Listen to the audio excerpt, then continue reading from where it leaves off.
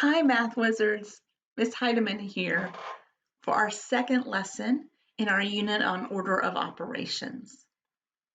Today we're going to look at why order is important. As always, before we get started, you need to collect all the things for math class. Your interactive math notebook, pencils, colored pens, optional, scissors, glue, loose leaf paper, and your math bag. Again, pause and get those things if you need to. Okay, here we go. So today we are learning that if a math problem has more than one operation, there is an order in which they must be completed.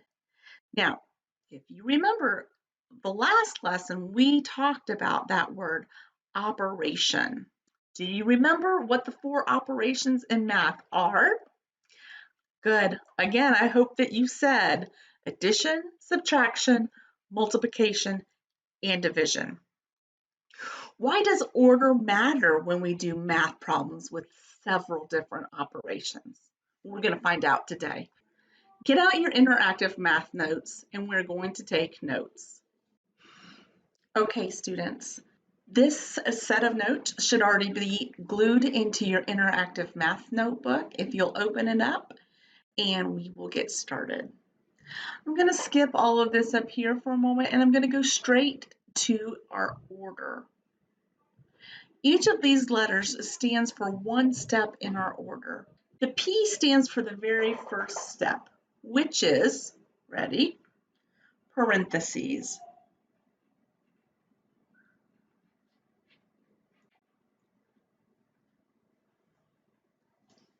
Parentheses. Parentheses can look like this, and like this.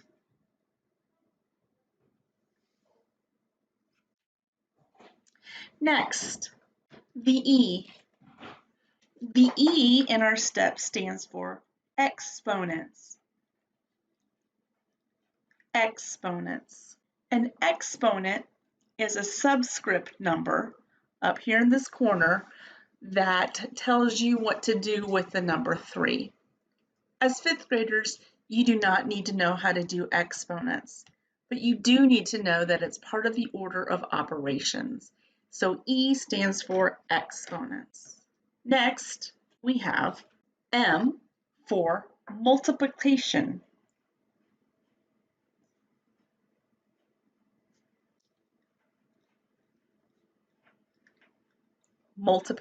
Multiplication. The D stands for, can you guess? That's right, division.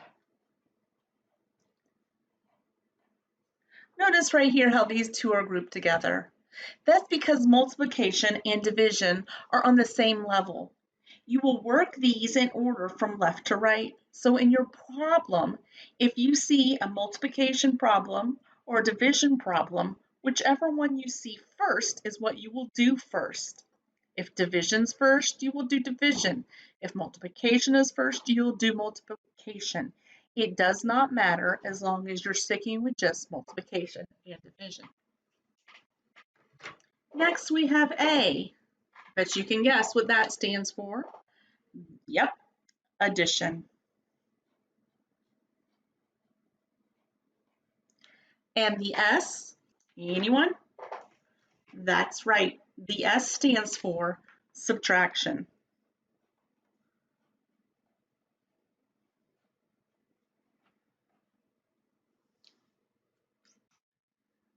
Great job. So our steps are number 1, parentheses. Number 2, exponents. These go together. So I'm going to put parentheses. Multiplication and division are next. And then addition and subtraction are last. That is the order. You'll understand this better when we start to solve them, but for right now, you just need to memorize the order in which we do our operations. There are 3 ways that I'm going to show you to help you memorize this order. First is going to be the word PEMDAS. PEMDAS. Repeat it with me, please. PEMDAS. Again, one more time. PEMDAS. And if you will notice that PEMDAS, this word right here, just a silly word, can help us remember the order of operations because each letter stands for one of the steps. P, parentheses, E, exponents, M, multiplication, D, division, A, addition, and S, subtraction. So if you can remember this word, this made-up word PEMDAS, it will help you remember the order in which you were supposed to do your operations. So this word is one way. Right here, you'll see another way. It's called a silly saying. And we say, please excuse my dear Aunt Sally. So imagine that you have a crazy Aunt Sally and she's always embarrassing you. And you would say this, please excuse my dear Aunt Sally. Each word begins with a letter that is part of the steps. Once again, please, parentheses, excuse, exponents, my, multiplication, dear, division, aunt, addition, and Sally, subtraction. So right here are two ways to help you memorize your order of operations. I'm going to put something else in front of you. I would like to see you please color in these notes, make them look nice and neat. I will be checking on these for a grade.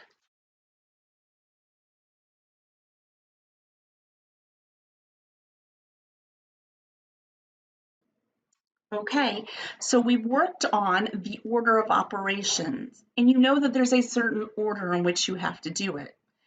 And that was parentheses, exponents, multiplication and division, and addition and subtraction. I showed you two different ways of memorizing the order, PEMDAS and the silly saying. When you come to class, I'm going to show you my last and favorite way of memorizing the order of operations, which is a pretty fun wrap. Okay, so today we learned if a math problem has more than one operation, there is an order in which those operations must be completed. Do you remember the order? Okay, this lesson's done. Now what? Well, make sure your notes are complete. We took a lot of notes today.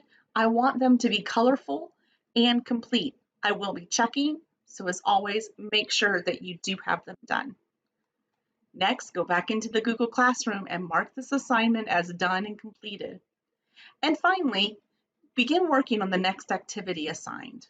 Okay, that's all for this class. This is Miss Heidemann, making math magical. Bye.